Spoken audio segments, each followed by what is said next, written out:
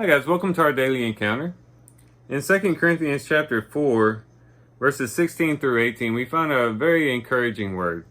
It says, "Therefore we do not lose heart, but though our outward man is decaying, yet our inner man is being renewed day by day. For momentary light affliction is producing for us an eternal weight of glory, far beyond all comparison, while we look not at the things which are seen, but at the things which are not seen. For the things which are seen are temporal, but the things which are not seen are eternal."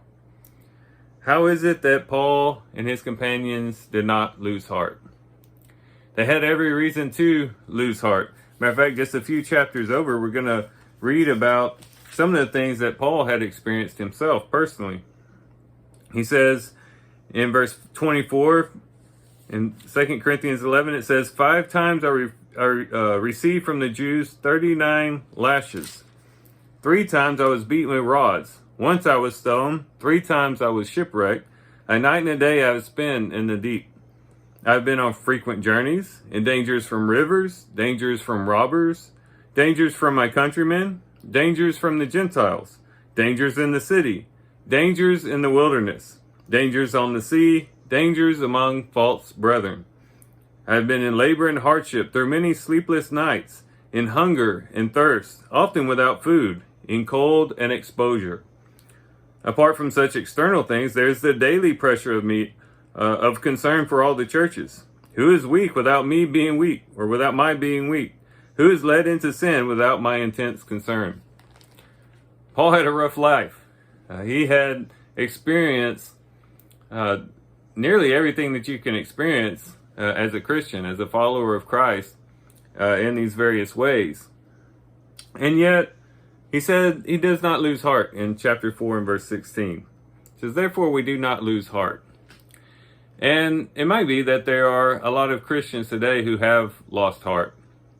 As you look at the world around us, as we look at what's going on internationally, and even within our own nation, as we look at the COVID epidemic or pandemic, and maybe as some look at things that they're experiencing in their own personal life, maybe connected to those things, maybe not. But this is a rough world that we live in. Difficult times are upon us, and many people do lose heart in light of these circumstances and situations we find ourselves in.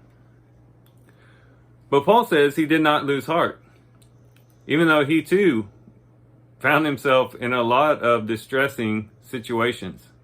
Well, how is it that Paul didn't lose heart? It might be that if we can but understand how it is that Paul didn't lose heart, even though he was always succumbed to so many different afflictions, might be if we can figure out how he did not lose heart, we can learn how we ourselves could not lose heart. For one thing, he recognized the difference between the outer man and the inner man. He says, "But though our outer man is decaying, yet our inner man is being renewed day by day." Paul was able to separate what was going on externally with what was going on internally with him. On his back were stripes, and he bore the marks of Christ because of the many times that he had been beaten by the Jews because of what he was proclaiming. He could look at his body and perhaps see that it was frail or malnourished because of the hungering and the sufferings that he endured. But he didn't focus so much on that. He recognized the fact that his body was going through some difficulty. But what he was really concerned about, and what he really encouraged him and what caused him to not lose heart, was the fact that his inner man was being renewed day by day. No matter what people could do to his outward body, inwardly they could not touch what was going on within Paul and within his companions as well. And I think it's helpful for us to also do that. Sometimes we want to take everything in that's going on, and we allow the things that are happening externally to affect us internally. But there's some wisdom in knowing the difference. To knowing that, okay, maybe outwardly I'm going through some type of trial, some type of difficulty, but I know through Jesus Christ that I've been reborn, regenerated, recreated in the Spirit. And who I am on the inside cannot be touched by what's going on the outside, even on things that touch my actual body, the things that affect my body. And so being able to differentiate between those two things can help us not lose heart. But then look what he says in verse 17. For momentary light affliction is producing for us an eternal weight of glory, far beyond all comparison. Paul was able to compare what was going on presently with what he was going to receive in the future. What he was experiencing presently, he saw as just momentary light affliction. And based upon what we just read, I don't know that anyone who knew what Paul was going through would necessarily call it momentary light affliction. But Paul knew the temporary nature of the troubles that he was in. And he looked ahead to that which is eternal. He says, to an eternal weight of glory, far beyond all comparison. The reason why he could say his trials, his affliction was momentary and light, because he was comparing it with the glory that he would receive later on. Whenever you compare something to something else, it changes the degree by which you consider that thing. If I have a hole in my property, I might go in the back of my property and say, wow, that's a big hole. But when I compare it to the Grand Canyon, I might say, well, maybe that hole on my property isn't that big. Whenever you compare it to something that is of much larger extent, suddenly it doesn't seem that big. And the same thing is true with our momentary light affliction. The things that we're going through, yeah, we recognize that they're tough, they are difficult. I don't think Paul would have ignored that.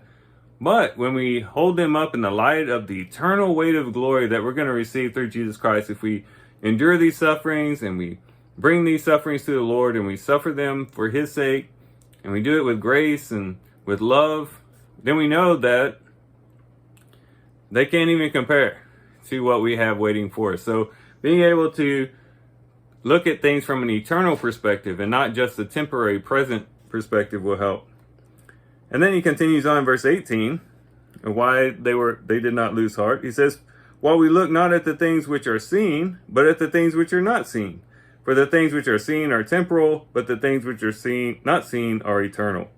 We don't know the difference between what we can physically see with our eyes, the things that we actually see in our circumstances and situations, and the things that we don't necessarily see with our eyes. We might perceive them in our spirit. We might, be able to reflect on them in our intellect and in our minds, but we don't physically see these things. And he says that the things that we see, in other words, when we look around the world around us, the things that we see are just temporary. They're temporal. And that's not what we're focused on. That's not what our heart is in. Our heart is in the things that we can't see, the things that are eternal, the things that go beyond just this physical realm. And so being able to focus on the eternal, spiritual things can help us in our troubles and help us to not lose heart, as Paul and his companions didn't lose heart. So Paul and his companions give us a great example of what to do to help us not to lose heart. Even in times that we find ourselves in now, where we have so much that could cause us to lose heart. But it can save us from losing heart by recognizing that though these things are happening to us and they might be difficult, they're just external things. And even if they do affect even our bodies, we know that they can't touch what's really going on internally within us, in the spirit. And in the spirit, we're being renewed day by day. We can remember that the afflictions, the difficulties that we have are just momentary and they're light. Not because they're not significant, but simply because they can be compared to the eternal weight of glory we have waiting for us on the other side. And then we can also remember that our focus shouldn't even be so much on the things that we can see in this physical realm, but to look beyond the physical realm, beyond the circumstances and situations of this life, and to be able to gaze at the things that are eternal, the things that aren't affected by the situations and circumstances we find ourselves in. So with this, guys, let's not lose heart. And if we do begin to lose heart, let's go back, not just today in our reading, our daily reading today, but time and time again, go back to 2 Corinthians chapter 4, verses 16 through 18. And maybe it'll help you to gain some heart again and to be encouraged again and to continue seeking the Lord, seeking those things that are eternal. So that, guys, I do thank you for watching the video today. Hope you guys have a great day. Love you guys. God bless.